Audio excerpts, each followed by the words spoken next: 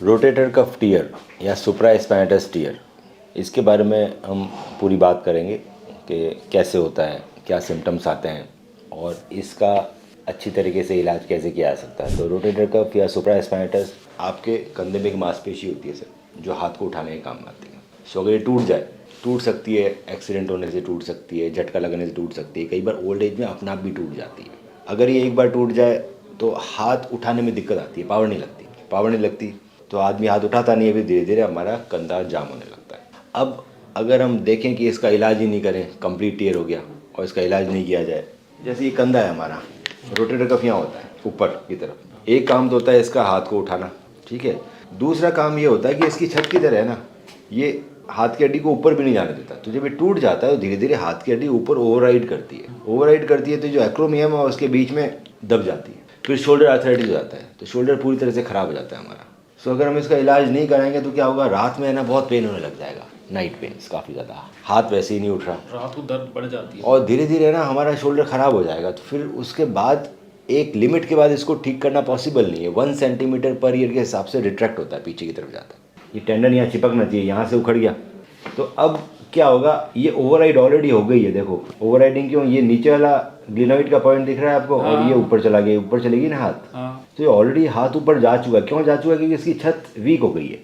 अब धीरे धीरे 1 सेंटीमीटर पर ईयर के साथ रिट्रैक्ट होगा और ये पूरा चला जाएगा। ये जब ज़्यादा ऊपर जाएगा तो ये ऊपर वाली हड्डी एक्रोमियम और इसके बीच में टकरा के ये जोड़ पूरा ख़राब हो जाएगा सर, क्योंकि बीच की छत गायब हो गई ना।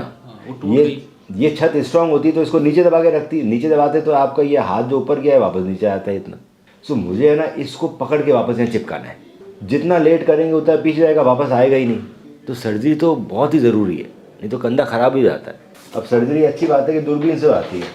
अब इसके 2 तरह के फिक्सेशन होते हैं, एक होता है सिंगल रो रिपेयर, एक होता है double row repair. Single row repair का क्या मतलब है, सिंगल रो रिपेयर का मतलब है ये सिंगल रो रिपेयर की हमने एंकर डाले, एंकर डाल के गांठ लगा दी एंकर बस। तो इसमें टेंडन टू बोन कॉन्टैक्ट छोटा होता है, कम ही होता है ना। आजकल हम लोग सिंगल रो रिपेयर प्रेफर नहीं करते हैं, I will do double row repair. Double row repair में भी काफ़ी अच्छे अच्छे मेथड्स आ गए हैं। सो हम नॉटलेस तरीके से डबल रो रिपेयर करेंगे, नॉटलेस सर्जरी होती है। हम लोग यूज़ करेंगे फाइबर टैग। तो ये ऑल सुचर एंकर होते हैं, ये फटा भाई, ये यहाँ मांसपेशी थी, ये चिपक गया उठ गई। तो मैं क्या करूँगा, पहले मीडियल रो एंकर डालूंगा 3, ये टेप वाले एंकर है, हमने 2 या 3 डाल दिए डिपेंडिंग अपॉन कितने फटे। इन टेप्स को मैंने आपके टेंडन के अंदर से पास कर लिया, स्कॉर्पियन की मदद से। ये सब दूरबीन सर्जरी ओपन नहीं है। इस तरह से मैंने तीनों टेप आपके टेंडन से पास कर ली। अब मैंने एक अलग तरह का एंकर यूज़ किया जिसको बोलते हैं सावरलॉक एंकर।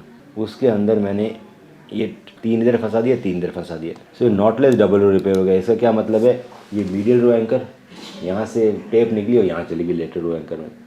सिंगल रो रिपेयर में क्या था, हमने एंकर डाला, यहीं गांठ बांध दी।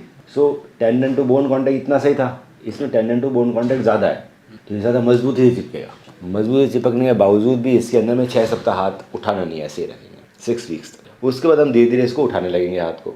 सो 2-2.5 महीने में हाथ पूरा उठ जाता है, आप सब काम कर सकते हैं। उसके बाद हम वज़न भी उठा सकते हैं 2 महीने 2.5 महीने के आसपास। अब अगर मैंने इस मसल को स्ट्रॉन्ग नहीं किया तो ये मसल इन दोनों के बीच में दोबारा फट जाएगी। तो रिहेबिलिटेशन बहुत ज़रूरी है, ये केयर गाइडेंस में चलता है।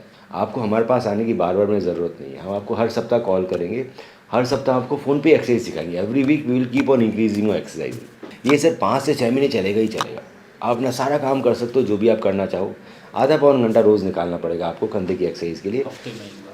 4-5 महीने के बाद वीक में 1 या 2 बार ही एक्सरसाइज करनी है, रोज़ नहीं करनी। इनिशियली रोज़ करनी, 2-3 महीने तक रोज़ ही करोगे ना सर एक्सरसाइज, नया सब 6 हफ्ते के बाद 3-4 महीने तक रोज़ करनी होगी एक्सरसाइज, आधा घंटा दिन में 2 बार। उसके बाद कम हो जाती है एक्सरसाइज करके, हैवी एक्सरसाइज आती है। कौन सी एक्सरसाइज करनी है, कैसे करनी है, हम लोग को हर वीक फ़ोन पे कॉल करेंगे, फ़ोन पे एक्सरसाइज करेंगे। बीच में बुलाते रहेंगे रिहैब सेंटर, आप यहाँ होगा, आपको आपके से बहुत सारे पेशेंट मिलेंगे।